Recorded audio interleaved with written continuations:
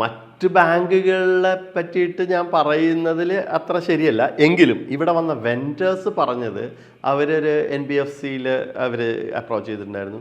അവിടെ പലിശ നിരക്ക് 24% ആണെന്ന് അവർ പറഞ്ഞിട്ടുണ്ട്. ഞാൻ അതിനെപ്പറ്റി ഗവേഷണമൊന്നും നടത്തിയിട്ടില്ല. അതിൻ്റെ ഒരു ആവശ്യമില്ല. അവരുടെ ബിസിനസ് അവർക്ക്, നമ്മുടെ ബിസിനസ് അത്. ഏതായാലും നമ്മൾ ഇതാണ് നമ്മളുടെ വളരെ ഒരു നോമിനൽ റേറ്റിലാണ് നമ്മൾ ഈ ഒരു വായ്പാ സ്കീം നടപ്പിലാക്കി വരുന്നത്. പിന്നെയുള്ള ഒരു പ്രധാനപ്പെട്ടൊരു കാര്യം, നമ്മുടെ ബാങ്കിൻ്റെ ടാഗ്ലൈൻ തന്നെ എക്സ്പീരിയൻസ് ഡിലൈറ്റഡ് ബാങ്കിങ് സർവീസ് എന്നുള്ളതാണ്. അപ്പോൾ അതനുസരിച്ചിട്ട് പെട്ടെന്ന് തന്നെ വായ്പ ലഭ്യമാക്കുക എന്നുള്ളതാണ്. അത് 2-3 കാര്യങ്ങളുണ്ട്. ഓരോ ദിവസവും വൈകും തോറും നമുക്ക് കിട്ടുന്ന ഫ്രീ ആയിട്ട് കിട്ടുന്ന ഈ എനർജി സോഴ്സ് പാഴാക്കി കളയുകയാണ്. ആൻഡ് ഇൻ ടേൺ ബാങ്കിനെ സംബന്ധിച്ചിടത്തോളം ഉള്ള കാര്യം, ഒരു ദിവസം മുമ്പ് ലോൺ കൊടുത്തു കഴിഞ്ഞാൽ ഒരു ദിവസം മുമ്പ് ബാങ്കിന് പലിശയും കിട്ടും. അപ്പം അതുകൊണ്ട് നമ്മൾ എത്രയും പെട്ടെന്ന് തന്നെ ഡിസ്പോസ് ചെയ്യാൻ, വലിയ ഫോർമാലിറ്റി ഒന്നുമില്ല, പ്രൊസീജിയറും വളരെ സിമ്പിളാണ്.